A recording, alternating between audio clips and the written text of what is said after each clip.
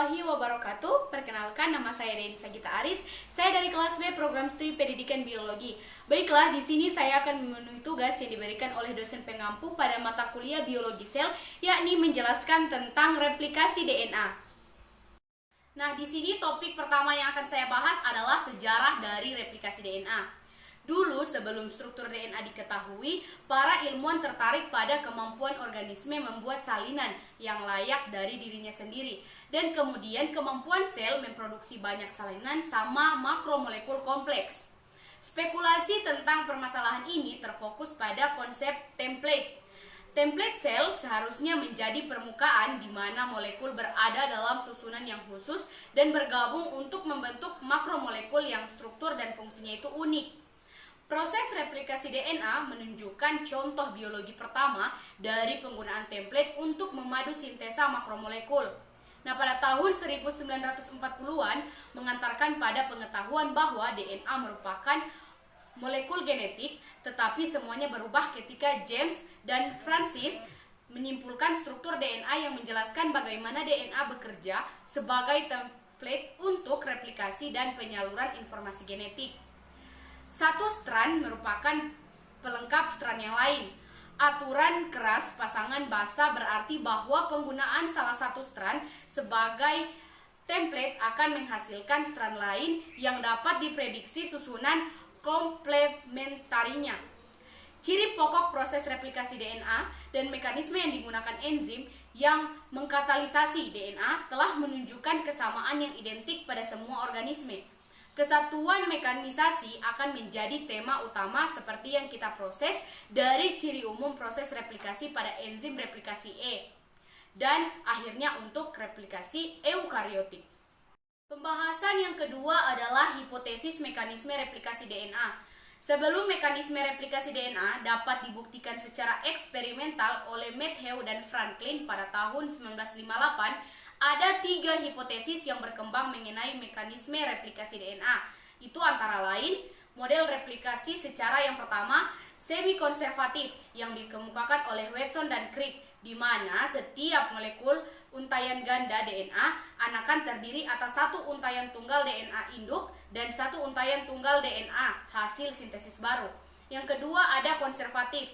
Molekul DNA untaian ganda induk tetap bergabung sedangkan kedua untaian DNA anakan terdiri atas molekul hasil sintesis baru.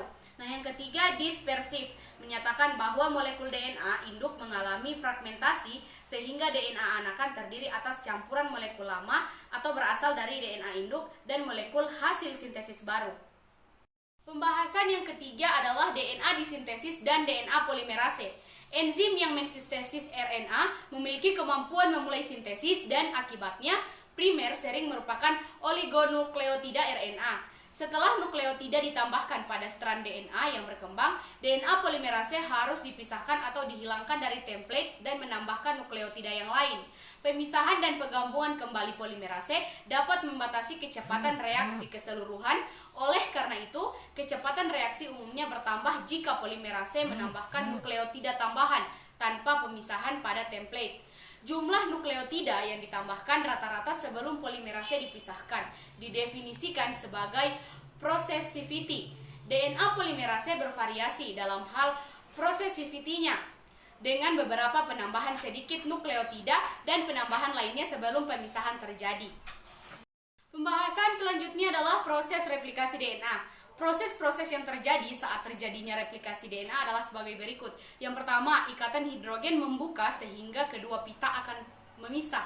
Kemudian, pita saling memisah basa nitrogen pada masing-masing pita berfungsi sebagai cetakan yang mengatur pengikatan basa komplementer atau basa pelengkap pada pita yang baru dibentuk. Kemudian, masing-masing pita lama membentuk pita yang baru sehingga menghasilkan dua pita double helix. Pembahasan yang berikut adalah proses replikasi DNA yang dipengaruhi oleh enzim. Yang pertama ada konservatif. Replikasi konservatif ini melalui cara yaitu pita double helix DNA induk tetap tidak berubah. Kemudian digunakan untuk mencetak dua pita double helix DNA yang baru. Kemudian yang kedua ada semi konservatif. Replikasi semi konservatif ini melalui cara yaitu pita double helix DNA induk terpisah. Kemudian mensintesis pita DNA yang baru dengan cara melengkapi atau komplementasi pada masing-masing pita DNA induk tersebut. Kemudian yang terakhir ada dispersif. Dispersif ini melalui cara yaitu kedua pita double helix induk terputus membentuk segmen-segmen pita DNA yang baru. Kemudian segmen pita DNA induk akan disambung dengan segmen pita DNA baru.